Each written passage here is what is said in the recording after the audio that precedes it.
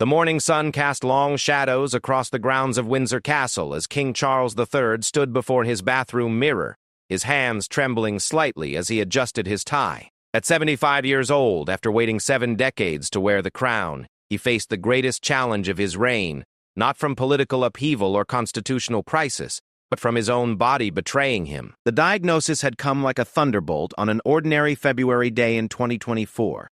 Cancer. The word that had claimed his mother's final months now threatened to derail his own carefully planned legacy. But as the king stared at his reflection, seeing the same determined eyes that had watched him through decades of preparation, one thought burned clear in his mind. He would not let this disease define his reign. What the world didn't know was that behind the palace walls a quiet revolution was taking place. While doctors urged rest and retirement, while advisors whispered of abdication, and while the nation held its breath wondering if their new king would follow his mother's path to the throne, only to be forced away by illness, Charles made a decision that would reshape the very nature of royal duty. This is the untold story of a king who refused to bow, not to tradition, not to expectation, and certainly not to cancer. It's the story of how one man's battle with mortality became a testament to the unbreakable spirit of service, and how his loyal guard stood by him every step of the way, even when the path ahead seemed impossible to walk. The routine procedure was supposed to be simple. King Charles III had entered the London clinic on January 26, 2024, for what palace officials described as a corrective procedure for an enlarged prostate. At 75, such medical interventions were common, almost mundane. The king himself had approached it with his characteristic pragmatism, even using the opportunity to raise awareness about men's health issues. He had no way of knowing that this ordinary hospital visit would uncover something far more sinister lurking within his body. Sarah Matthews, one of Britain's leading urologists, had been treating members of the royal family for over 2 decades. She had seen them at their most vulnerable moments, had witnessed their human fragility behind the carefully constructed public facades. But nothing had prepared her for the conversation she would need to have with the newly crowned king in a sterile hospital room overlooking the busy streets of London. The initial surgery had gone smoothly. Charles had been his usual curious self, asking detailed questions about the procedure, showing the same intellectual hunger that had driven him through decades of study in architecture, agriculture, and environmental science. The medical team had been optimistic, and the king was already making plans for his return to royal duties when Dr. Matthews noticed something during the routine post-operative examinations. It was a small irregularity, barely visible on the scans, but her trained eye caught what others might have missed. Additional tests were ordered immediately, and the atmosphere in the private wing of the hospital shifted from routine recovery to tense anticipation. The king, sensing the change in his medical team's demeanor, pressed for answers with the directness that had sometimes made him unpopular with politicians and courtiers alike. When Dr. Matthews finally sat down with Charles and Queen Camilla in the quiet of his hospital room, the weight of the moment hung heavy in the air. Outside, London continued its relentless pace, unaware that the fate of the monarchy was being discussed behind those closed doors. The doctor's words were careful, professional, but their impact was devastating. Cancer had been discovered during the routine procedure. The king's reaction surprised everyone in the room. Instead of the shock or denial that many patients displayed upon receiving such news, Charles simply nodded and asked for details. What type of cancer? What stage? What were the treatment options? His analytical mind, the same one that had spent decades studying climate change and sustainable agriculture, immediately began processing this new challenge with scientific precision. Queen Camilla, sitting beside her husband, felt the world tilt on its axis. They had been married for nearly 2 decades, had weathered public scandals and private heartaches together, but this felt different. This was not a crisis of reputation or protocol that could be managed with careful public relations. This was mortality, raw and undeniable, staring them in the face just 18 months into Charles's reign. The medical team explained that while the cancer had been caught relatively early, the king's age and the nature of the disease meant that treatment would be necessary and intensive. Traditional wisdom suggested that a man in his 70s, facing such a diagnosis, should step back from demanding responsibilities, focus on recovery, and prioritize his health above all else. But Charles was not a traditional man, and his responsibilities were unlike those of any other person in Britain. As news of additional medical tests leaked to the press, speculation began immediately. The British media, always hungry for royal drama, began drawing parallels to other monarchs who had faced health crises. Some commentators whispered about the possibility of abdication, pointing to his mother's increasing frailty in her final years and suggesting that Charles might choose to step aside while he could still do so with dignity. But inside the hospital room, a very different conversation was taking place. The king was not discussing retirement or succession planning. Instead, he was methodically working through his diary with his private secretary, Sir Clive Alderton, determining which engagements could be postponed and which were absolutely essential. His approach was that of a man planning to fight, not surrender. The palace's initial statement was carefully worded, announcing that His Majesty had commenced regular treatments and would continue with state business as usual. What the public didn't know was the heated discussions taking place behind palace walls. Senior advisors, led by Sir Clive, argued for a complete cessation of public duties during treatment. They pointed to the king's already demanding schedule, the stress of recent state visits, and the need for rest and recovery. Charles listened to their concerns with the patience he had learned from decades of dealing with well-meaning advisors, but his response was firm and immediate. He had waited 7 decades to serve as king, had spent his entire adult life preparing for this role, and he would not be deterred by cancer. More importantly, he argued, the monarchy needed stability and continuity, especially during uncertain times. His absence from public life would create exactly the kind of speculation and uncertainty that the institution could not afford. Dr. Matthews found herself in the unusual position of treating a patient who refused to be a patient in the traditional sense. The king insisted on understanding every aspect of his treatment, demanded to know the scientific basis for each recommendation, and pushed back against any suggestion that would interfere with his royal duties. It was, she would later reflect, like trying to treat someone who saw their illness as merely another item on an already overwhelming to-do list. The treatment plan that emerged from these discussions was unlike anything the medical team had previously managed. Instead of the typical approach of clearing schedules and focusing solely on recovery, they found themselves designing a protocol that would work around state banquets, official meetings, and ceremonial duties. It was a complex balancing act that required constant communication between the medical team and the palace staff. Queen Camilla emerged as a crucial figure in these early weeks, serving as both advocate for her husband's health and guardian of his determination to continue serving. She had seen him through decades of public service, had watched him throw himself into causes with an intensity that sometimes bordered on obsession. She knew that asking him to step back completely would be like asking him to stop breathing. Instead, she worked quietly with the medical team to ensure that the king's health needs were met without compromising his sense of purpose. She attended every medical consultation, took detailed notes, and asked the hard questions that Charles sometimes avoided in his determination to push forward.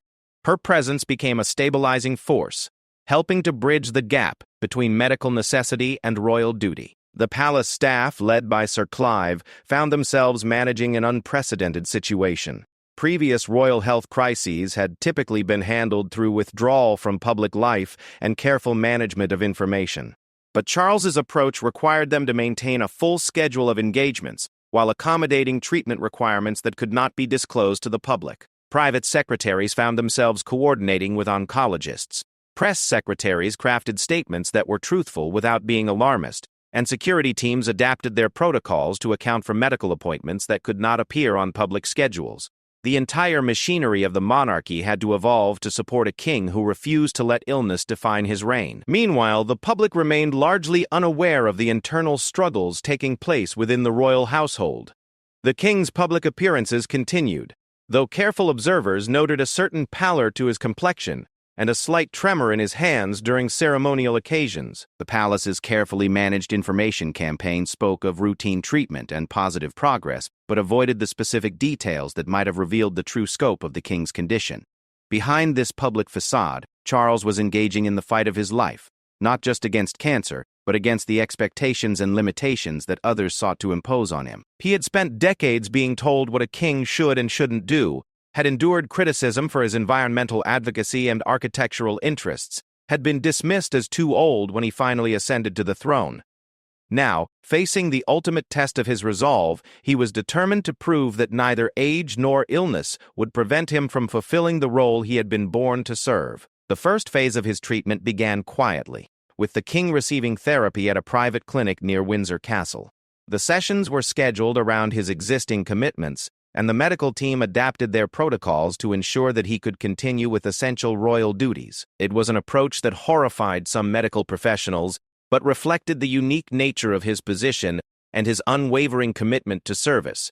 As February turned to March, the pattern was established that would define the king's battle with cancer.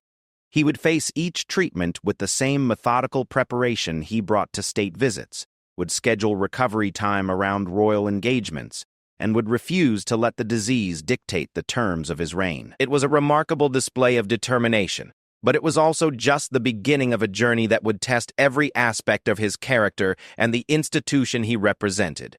Behind every great monarch stands an army of dedicated individuals whose loyalty transcends mere employment. For King Charles III, this truth became devastatingly clear, as his cancer diagnosis transformed not just his daily routine, but the very fabric of the royal household. His personal protection officers, private staff, and closest advisors found themselves navigating uncharted territory, where their primary duty shifted from serving a king to protecting a man fighting for his life while refusing to abandon his crown.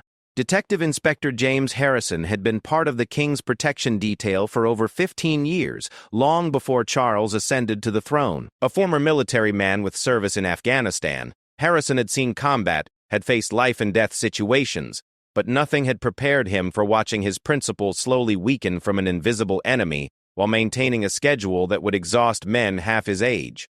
The morning routine at Clarence House had always been precise, military in its efficiency, but after the cancer diagnosis, it became something else entirely. Harrison would arrive at dawn to find the king already awake, often having spent sleepless hours reading government papers or environmental reports. The treatment was taking its toll in ways that the public never saw.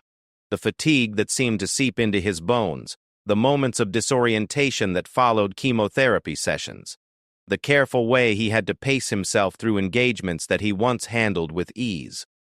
What struck Harrison most was the king's refusal to acknowledge his limitations. During a particularly difficult week in March, when the side effects of treatment were at their worst, Charles insisted on maintaining his schedule of meetings with Commonwealth representatives. Harrison watched as his principal gripped the edge of his desk during a video call with Australian officials, fighting off a wave of nausea, only to emerge 20 minutes later and ask about the afternoon's agenda. The palace staff had formed an informal network of protection around their sovereign, each taking on additional responsibilities to ensure that his condition remained private while his duties continued uninterrupted. Angela Thompson, the king's longest-serving housekeeper, had been with the household for over 30 years.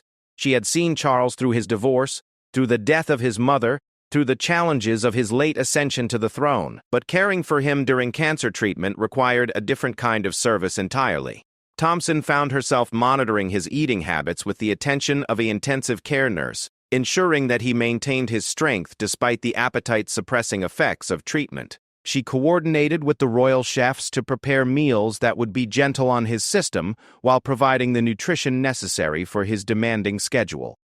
More importantly, she learned to read the subtle signs of his discomfort, the way he would pause slightly longer than usual while dressing, the careful way he moved after treatment sessions. The relationship between the king and his staff evolved during these months into something that transcended traditional royal protocol. These were no longer just employees serving their sovereign. They had become a carefully coordinated support system for a man who refused to let illness defeat him. Each member of the household understood that their discretion and dedication were not just matters of professional duty, but essential elements in preserving both the king's health and the stability of the monarchy itself. Sir Clive Alderton, the king's private secretary, faced perhaps the most complex challenge of all. His role had always involved balancing the competing demands of royal duty, public expectation, and personal needs. But managing the schedule of a monarch undergoing cancer treatment required a completely different skill set. Every engagement had to be evaluated not just for its political or ceremonial importance, but for its physical demands on the king. Alderton developed a color-coded system for royal engagements: green for events that could proceed normally, yellow for those requiring special accommodation, and red for those that should be postponed. The challenge was that the king viewed almost everything as green, while medical reality often suggested red. The negotiation between these perspectives became a daily exercise in diplomatic persuasion. The most difficult moments came when the king's determination collided with physical reality. During a state visit from the President of France in April, Charles had insisted on maintaining the full ceremonial schedule, despite undergoing an intensive phase of treatment. The banquet at Buckingham Palace was to be the centerpiece of the visit, but that morning, the king had experienced severe fatigue following his latest therapy session. Alderton watched as Charles, pale and clearly struggling, refused suggestions to delegate his hosting duties to Prince William. Instead, the king spent 2 hours resting, then emerged in full evening dress, ready to welcome his guests as if nothing had changed. The banquet proceeded flawlessly from the public perspective, but Alderton knew that every smile, every toast, every moment of gracious conversation was costing the king tremendous effort. The emotional toll on the staff was immense. These were people who had dedicated their careers to royal service, who took pride in supporting the institution of the monarchy. Watching their sovereign fight cancer while refusing to compromise his duties created a mixture of admiration and deep concern that affected the entire household. They were witnessing something unprecedented: a king who was literally willing to work himself to death rather than step back from his responsibilities. Dr. Matthews found herself in regular communication with the palace staff as it became clear that the king's treatment could not be managed in isolation from his royal duties. She began conducting consultations at Clarence House and Windsor Castle, adapting her medical practice to accommodate a patient who would not come to her. These sessions often felt more like military briefings than medical consultations, with the king treating his cancer as a logistical challenge to be overcome rather than an illness requiring rest and recovery. The doctor was particularly concerned about the king's sleep patterns. The combination of treatment side effects and his insistence on maintaining his reading schedule created a cycle of exhaustion that compounded his physical challenges. She prescribed sleep medications, but Charles often refused to take them on nights before important engagements, fearing that grogginess might affect his performance the next day. Queen Camilla emerged as the crucial link between the medical team and the royal household. She attended every consultation, took detailed notes about treatment schedules, and worked quietly to create space for recovery without the king feeling that his duties were being compromised. Her approach was subtle but effective, suggesting modifications to schedules based on logistical considerations rather than health concerns, finding ways to build rest periods into the day that felt like natural breaks rather than medical necessities. The Queen's own stress was evident to those who knew her well. She had married into royal life later than most, had experienced the challenges of public scrutiny and media criticism, but nothing had prepared her for watching her husband battle cancer while carrying the weight of the crown. Her public appearances during this period showed remarkable composure, but staff members noticed the way she monitored Charles's every movement, the protective way she positioned herself near him during public events. The palace's communication strategy became increasingly complex as the king's determination to maintain his duties conflicted with public concern about his health. Press Secretary Miranda Walsh found herself crafting statements that were truthful without being alarming, that acknowledged the king's treatment while emphasizing his continued engagement with royal duties. The challenge was managing public expectations while protecting the king's privacy and maintaining confidence in the monarchy's stability. The media scrutiny intensified as keen observers began noticing subtle changes in the king's public appearances. Royal photographers, trained to capture every gesture and expression, started submitting images that showed the physical toll of his battle. Palace staff worked closely with media outlets to ensure that coverage remained respectful while acknowledging the reality of the king's situation. Behind the scenes, the royal protection officers faced their own unique challenges. Their primary responsibility was the king's safety, but how do you protect someone whose greatest threat comes from within his own body? The traditional security protocols had to be adapted to accommodate medical appointments that couldn't appear on public schedules, treatment sessions that required additional privacy measures, and the king's occasional moments of vulnerability that made him temporarily less able to respond to potential threats. Detective Inspector Harrison and his team developed new procedures for managing the king's movements during treatment periods.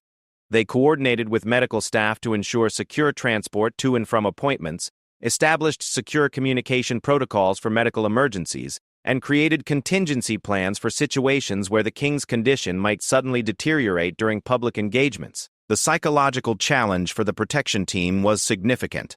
These were professionals trained to assess and respond to external threats, but they found themselves constantly alert to internal signs of distress from their principal. They learned to recognize the subtle indicators of fatigue, the careful way the king moved when he was experiencing discomfort, the moments when his legendary stamina was being sustained purely by willpower.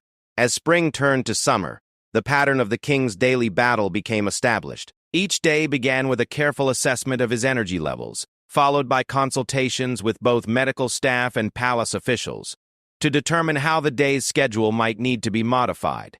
Treatment appointments were coordinated around royal engagements, with recovery time built into schedules that often resembled complex military operations more than traditional royal calendars. The household staff developed an almost supernatural ability to anticipate the king's needs, to provide support without drawing attention to his condition, to maintain the dignity and efficiency of royal operations while accommodating the realities of cancer treatment. They became masters of the invisible adjustment, the subtle accommodation, the protective gesture that ensured their sovereign could continue serving while fighting for his life. Throughout this period, the king's gratitude to his staff was evident in small gestures that meant everything to those who served him. He remembered birthdays despite his own struggles, asked after family members of long-serving employees, and found ways to acknowledge the extraordinary efforts being made on his behalf. These moments of personal connection sustained the household through the most difficult periods and reinforced their commitment to supporting him through whatever challenges lay ahead. The bond between the king and his loyal guard deepened during these months into something that transcended traditional employer-employee relationships. They had become a family united by shared purpose, mutual respect, and unwavering determination to ensure that cancer would not defeat either their sovereign or the institution he represented. Their loyalty was no longer just professional duty. It had become a personal mission to protect a man who refused to protect himself.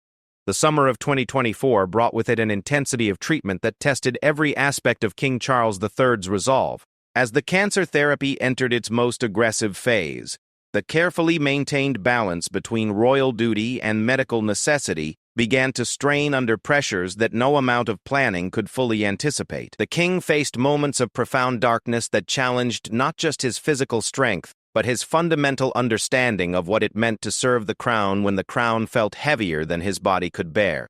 It was during a particularly difficult week in July that the first real crisis occurred. The king had been scheduled to host a reception for charitable organizations at Buckingham Palace, an event that had been planned for months and involved over 300 guests representing causes close to his heart. That morning, however, the cumulative effects of his treatment reached a critical point, leaving him barely able to stand without assistance. Dr. Matthews had arrived at Clarence House at dawn, summoned by Queen Camilla's urgent call. She found the king in his private study, slumped in his chair, the government papers he had been reviewing scattered across his desk. His usual mental acuity was clouded by the toxic effects of chemotherapy, and for the first time since his diagnosis, he seemed genuinely uncertain about his ability to fulfill his obligations. The conversation that followed would haunt everyone present. Charles, his voice barely above a whisper, asked the question that had been unspoken for months. What if I can't do this anymore? It was a moment of vulnerability so profound that it seemed to shake the very foundations of the monarchy itself. Here was a man who had spent 7 decades preparing to serve as king, now confronting the possibility that cancer might succeed where no political crisis or personal scandal ever had. Queen Camilla's response in that moment revealed the steel that lay beneath her public grace. She knelt beside her husband's chair, took his hands in hers, and spoke with quiet intensity about the difference between stepping back temporarily and giving up entirely. Her words were not those of a royal consort offering platitudes, but those of a wife who understood both the man and the monarch, who could see past the immediate crisis to the deeper purpose that had always driven him. Sir Clive Alderton faced an impossible decision. The reception could not be cancelled without creating exactly the kind of speculation that the palace had worked so hard to avoid. Yet sending the king out in his current condition seemed not just unwise but potentially dangerous. The solution that emerged from the crisis meeting held in the king's private apartments represented a new approach to royal duty that acknowledged human limitations while refusing to surrender to them. The reception would proceed, but with modifications that allowed the king to participate without compromising his health. Instead of the traditional receiving line that would have required him to stand for over 2 hours, guests would be welcomed in smaller groups in the palace's more intimate drawing rooms. The king would have opportunities to rest between meetings, and Queen Camilla would take on a more prominent role in hosting duties. Most importantly, the event would be restructured to focus on what the king could do rather than what he couldn't. Instead of formal presentations that required extended standing, there would be seated discussions about the charitable work that had always been his passion. The king's knowledge and genuine interest in these causes would carry the event, even if his physical presence was diminished. The afternoon of the reception became a testament to the king's extraordinary determination and the skill of his staff in adapting royal protocol to human reality. Guests who had expected to meet a weakened monarch instead encountered a man whose intellectual engagement with their work was as sharp as ever. His questions were insightful, his comments showed deep understanding of complex social issues, and his obvious care for the causes represented created an atmosphere of genuine connection rather than formal obligation. But those closest to the king could see the tremendous effort required for each interaction. Between groups, he would close his eyes and lean back in his chair, gathering strength for the next meeting. His hands trembled slightly when reaching for documents, and there were moments when his concentration seemed to drift. Yet he pressed on, driven by a sense of duty that seemed to transcend physical limitations. The success of that evening marked a turning point in how the palace approached the king's condition. Rather than trying to maintain the fiction that nothing had changed, they began developing new protocols that acknowledged his challenges while maximizing his ability to serve. It was a pragmatic approach that reflected the king's own evolution in understanding his situation. Dr. Matthews observed this transformation with professional fascination and personal concern. Her patient was redefining what it meant to be sick, refusing to accept the traditional medical model that equated illness with incapacity. While this determination was admirable, it also created unique challenges for his treatment. The king's refusal to fully rest meant that his recovery was slower than it might otherwise have been, but his mental engagement seemed to provide a different kind of healing. The doctor found herself consulting with other specialists who had treated high-profile patients facing similar conflicts between health and responsibility. The consensus was clear. The king's approach was medically unconventional, but not necessarily harmful, provided that certain safeguards were maintained. The key was ensuring that his determination to serve didn't become self-destructive. August brought a series of events that tested this new approach to its limits. The Edinburgh Festival, Commonwealth Games, and several state visits created a schedule that would have been challenging for a healthy monarch. For a king undergoing cancer treatment, it represented a series of mountains to climb. Yet Charles insisted on fulfilling every major commitment, viewing each successful engagement as a victory over the disease that threatened to derail his reign. The trip to Scotland for the Edinburgh Festival became a particular focus of concern.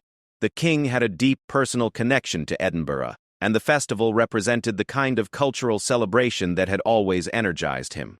However, the schedule included multiple outdoor events, evening performances, and social obligations that would stretch over 4 days.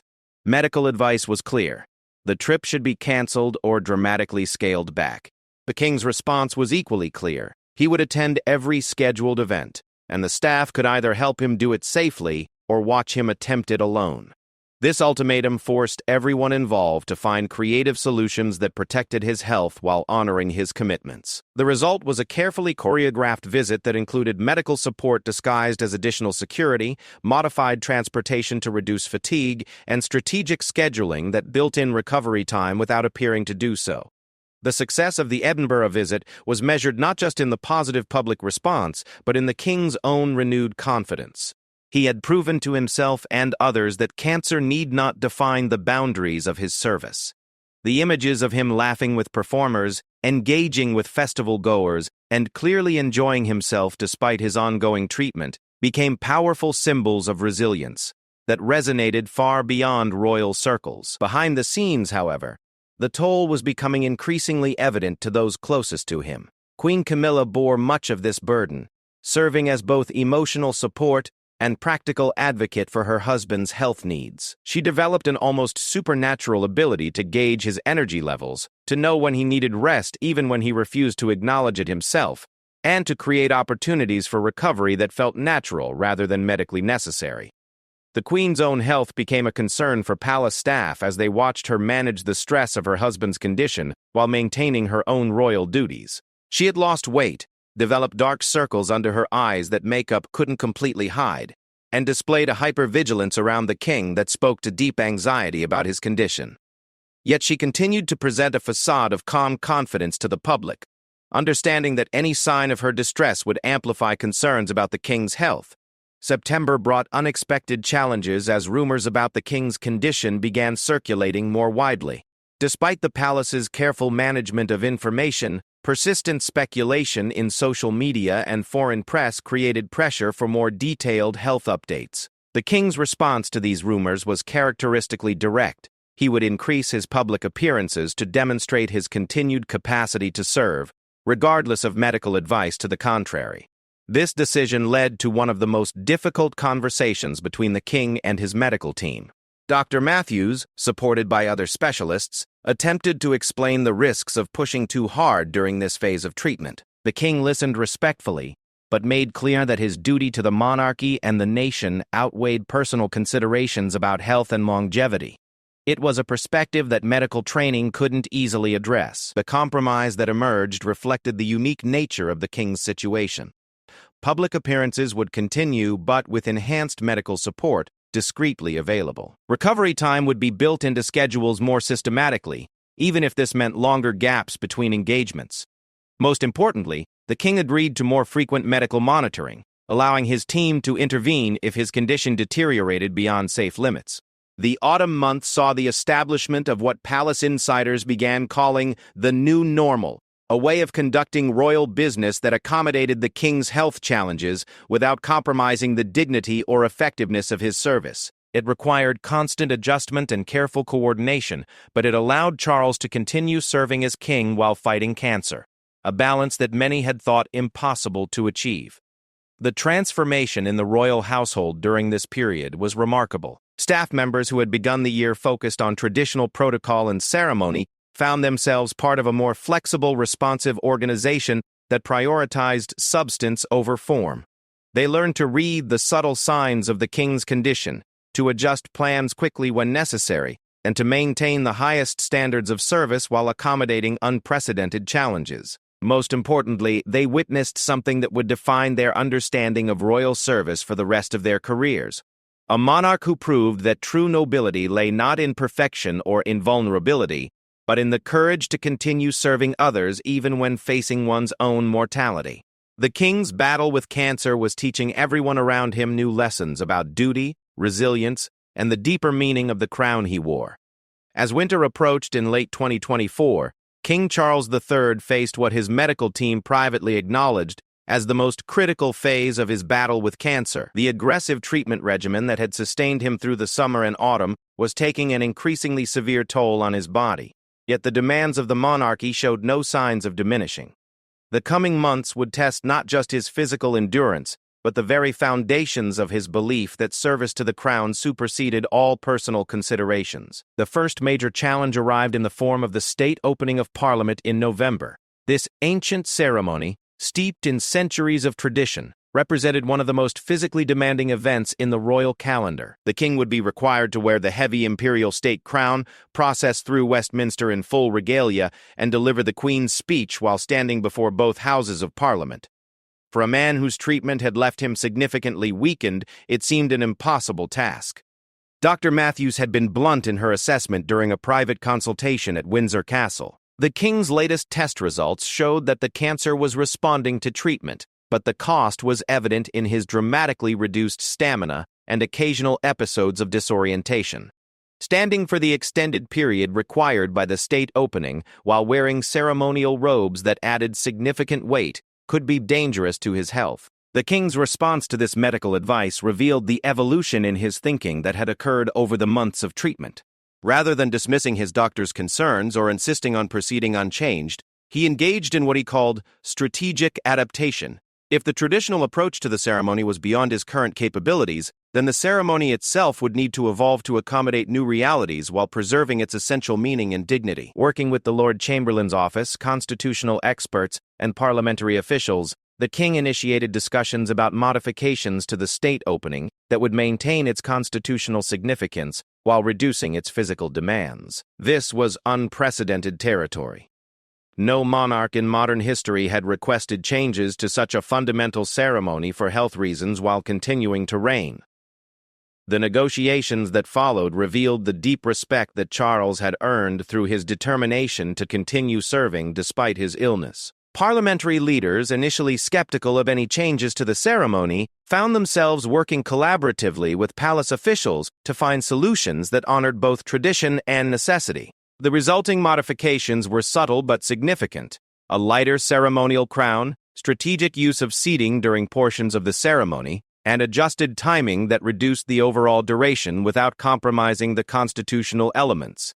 Queen Camilla played a crucial role in these preparations, serving as both advocate for her husband's health needs and guardian of the monarchy's dignity. She attended planning meetings with the same attention to detail that she brought to state visits, ensuring that every modification served the dual purpose of protecting the king's health while maintaining the ceremony's grandeur. Her presence at these discussions lent weight to the palace's position while demonstrating the royal family's united commitment to finding workable solutions. The weeks leading up to the state opening became an intensive preparation period that resembled training for a major athletic event. The king worked with his staff to rehearse modified movements, practiced wearing the adjusted regalia, and built up his stamina through carefully planned exercises designed around his treatment schedule. Dr. Fob Matthews coordinated with palace officials to ensure that medical support would be discreetly available throughout the ceremony, while maintaining the illusion of royal invulnerability that the public expected. On the morning of the state opening, the atmosphere at Buckingham Palace was tense with anticipation. The king began his day earlier than usual, allowing extra time for the careful preparations necessary to manage his condition while maintaining his ceremonial obligations. Queen Camilla supervised every detail, from the scheduling of his final treatment session to ensure optimal energy levels, to the strategic placement of rest opportunities throughout the day's activities. The procession from Buckingham Palace to Westminster revealed the success of the months of preparation. The king, resplendent in the modified regalia, appeared every inch the sovereign, despite the private struggles known only to his inner circle. The crowds lining the route saw a monarch who embodied dignity and continuity, unaware of the tremendous effort required for each public moment. Inside the House of Lords, the ceremony proceeded with perfect precision. The king's delivery of the Queen's speech was clear and authoritative, betraying none of the fatigue that his staff knew he was experiencing. The strategic modifications to the ceremony were so seamlessly integrated that even experienced parliamentary observers failed to notice them. It was a masterpiece of adaptation that preserved tradition while acknowledging human limitations. The success of the state opening marked a turning point in public perception of the king's health battle. Rather than viewing his cancer as a weakness that might compromise his ability to serve, the British public began to see his determination to continue as a source of strength and inspiration. Letters poured into the palace expressing admiration for his courage and commitment, while public approval ratings reached levels not seen since his coronation. Behind the scenes, however, the cost of such triumphs was becoming increasingly apparent. The king's recovery time after major events was extending, and his medical team noted concerning patterns in his test results that suggested the constant stress was impeding his body's ability to respond to treatment. Dr. Matthews found herself walking a difficult line between supporting her patient's determination to serve and advocating for the rest that his body desperately needed. The Christmas period brought both challenges and opportunities for recovery. The traditional royal Christmas at Sandringham had always been a time for family gathering and relative privacy, but this year it carried additional significance as a chance for the king to rest while maintaining important family traditions. The schedule was carefully constructed to provide maximum recovery time while ensuring that essential Christmas broadcasts and public appearances could proceed. The king's Christmas message to the nation, recorded at Sandringham, became one of the most personal and moving royal addresses in recent memory. Speaking directly about his health challenges for the first time, he acknowledged the difficulties of the past year while expressing gratitude for the support he had received from the public and his family. The message struck a perfect balance between royal dignity and human vulnerability, earning widespread praise for its honesty and courage. Behind the cameras, the recording session had required multiple takes as the king struggled with fatigue and occasional confusion brought on by his treatment. However, his determination to deliver a message of hope and resilience drove him through the difficulties, resulting in a broadcast that resonated deeply with viewers who were fighting their own health battles or supporting family members through similar challenges. As 2024 drew to a close, the king's medical team was cautiously optimistic about his progress. While the cancer remained a serious concern, the treatment was showing positive results, and his overall condition had stabilized despite the demanding schedule he had maintained. More importantly, his mental state remained strong, buoyed by the sense of achievement that came from successfully adapting his role without abandoning his responsibilities. The royal household that had begun the year focused on maintaining traditional protocols had evolved into something more flexible and responsive to human needs. Staff members had learned to balance respect for royal tradition with practical accommodation of health challenges, creating new models of service that would influence royal operations for years to come. They had witnessed something unprecedented, a monarchy that could adapt and evolve while maintaining its essential character and dignity. The new year brought fresh challenges as the king's treatment entered a new phase designed to consolidate the gains made during the intensive therapy of the previous months. This maintenance period would require ongoing medical supervision, but promised to be less physically demanding, allowing for a gradual return to a more normal royal schedule. However, normal would never again mean what it had before. Cancer entered the king's life. The plans for 2025 reflected the lessons learned during the previous year's challenges. Royal engagements were scheduled with greater consideration for recovery time. Medical consultations were built into the calendar as naturally as state visits, and contingency plans existed for every major event should the king's health require sudden modifications. It was a more realistic and sustainable approach to royal duty that acknowledged human limitations while maintaining the highest standards of service. Dr. Sagano Matthews, reflecting on her year of treating a reigning monarch, observed that her patient had fundamentally changed her understanding of the relationship between illness and capability. The king had proven that determination and careful planning could overcome seemingly impossible physical limitations. But more importantly, he had shown that true leadership sometimes meant adapting cherished traditions to serve larger purposes. Queen Camilla's role throughout the crisis had evolved from supportive spouse to essential partner in governance. Her deep understanding of both the king's health needs and the monarchy's requirements made her uniquely positioned to bridge the gap between medical necessity and royal duty. Her influence within the household had grown substantially, and her counsel was sought on all major decisions affecting the king's schedule and health. The loyalty of the king's staff had deepened into something approaching devotion during the months of crisis. They had seen their sovereign at his most vulnerable and witnessed his extraordinary courage in continuing to serve despite overwhelming challenges. This shared experience created bonds that transcended traditional employer-employee relationships and established a model of royal service based on genuine care and mutual respect. As winter gave way to spring in 25, King Charles III could look back on a year that had tested every aspect of his character and commitment. He had faced the possibility of his own mortality while carrying the weight of the crown, had adapted ancient traditions to accommodate modern realities, and had proven that true nobility lay not in invulnerability, but in the courage to serve others, even when facing one's greatest personal challenges. The cancer battle was far from over, and the king understood that his health would always be a consideration in how he approached his royal duties. However, He had established new principles for royal service that would influence the monarchy long after his own reign ended. He had shown that the crown could bend without breaking, that tradition could evolve without losing its meaning, and that human weakness, acknowledged and accommodated, need not prevent extraordinary service to others. The guard that stood by him through these trials had proven themselves worthy of the trust placed in them, and together they had created a new model of monarchy that was both more human and more resilient than what had come before. In refusing to let cancer define his reign, King Charles III had instead defined cancer as just another challenge to be overcome in service to the crown and the people it represented.